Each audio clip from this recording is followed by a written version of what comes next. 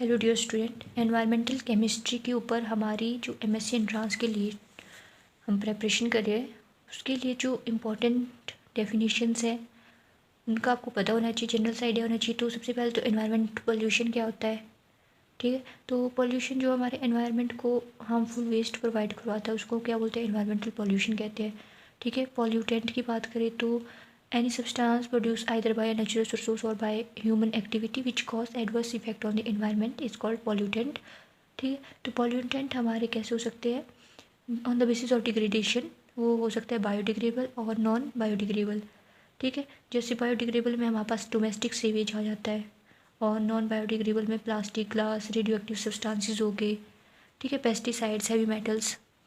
तो classification on the basis of the nature, तो primary and secondary में इसको डिवाइड किया गया है। प्राइमरी में हमारे पास आते हैं डीडीटी, ठीक है, और secondary pollutant H2SO4, pan, ozone etcetera, right. फिर आता है हमारे पास एटमॉस्फेरिक पॉल्यूशन। क्या होता है, वही जो हमारे पास एटमॉस्फेयर में पॉल्यूशन होता है, ठीक है। तो ताजमहल, जो रिपोर्ट के अनुसार ताजमहल मोस्टली अफेक्टेड होता है SO2 के द्वारा, ठीक है। And other pollutant released by oil refinery of Mathura, ठीक है। तो lead is consider to be a major air pollutant emitted by vehicles. तो जो हमारी गाड़ियाँ हैं उससे हमारे पास क्या रिलीज़ होता है, लेड रिलीज़ होता है, जो कि एक मेजर एयर पॉल्यूटेंट है, राइट। तो कंट्रोल करने के लिए भी बहुत सारे हमारे पास चीज़ें होती है पॉल्यूशन को।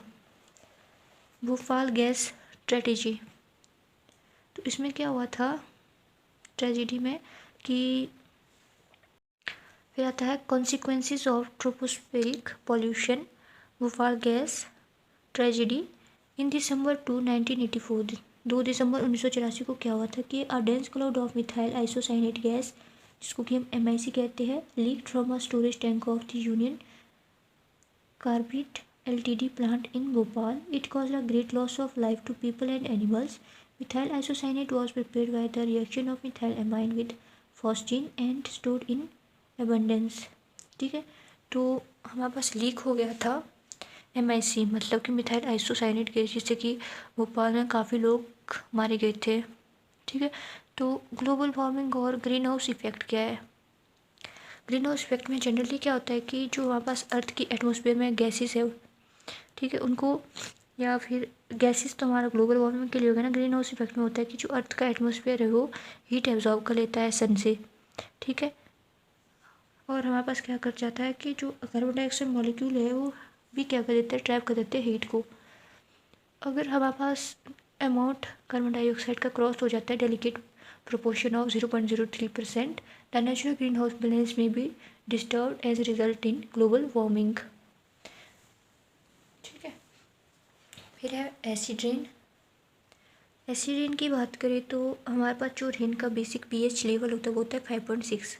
अगर हमारे पास ये ड्रॉप हो जाए बिलो द 5.6 तो उसको क्या बोलेंगे, एसिड रेन, मतलब कि इसमें एसिडिटी क्या हो जाएगी, ज़्यादा मात्रा में हो जाएगी वाटर में, ठीक है। तो एसिड रेन को एसिड, मतलब जो रेन वाटर है उसको एसिडिक बनाने का काम कौन करता है, oxide of nitrogen and sulphur.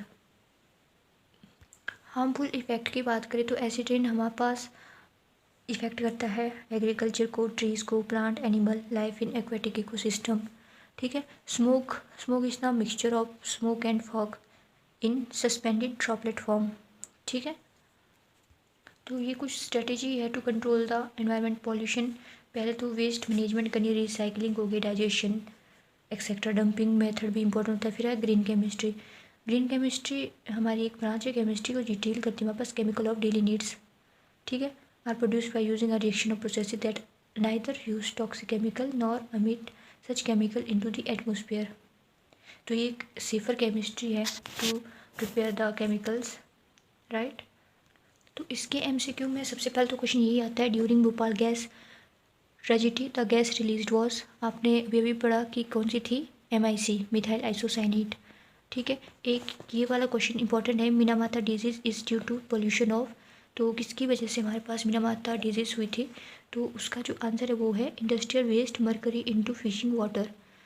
जो इंडस्ट्री का वेस्ट है उनको क्या किया, पानी के बीच डाला गया था, उसमें हमारी मरकरी भी प्रेजेंट थी और वो भी हमने क्या बोलते जो ह्यूमन होते हैं ना उन्होंने खा लिया था। ठीक है, जो फिशेस वगैरह लेते हैं, ह्यूमन खाते हैं, तो उससे हमारे लिए डिजीज़ फैली थी लोगों में। ठीक है, तो एक ये important question, the term acid rain was coined by, तो रॉबर्ट एयूगस ने इसकी जो टर्म थी वो कॉइन की थी।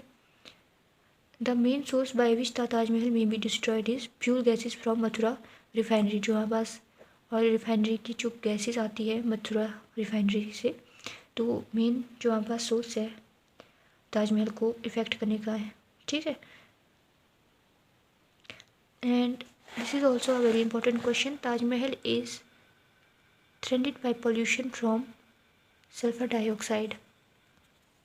And this is also important question, which of the following is mainly responsible for depletion of ozone layer? Chlorofluorocarbon हमारे पास किसके लिए रिस्पॉन्सिबल होती है? डिप्लीशन ऑफ ओजोन लेयर के लिए। ठीक है,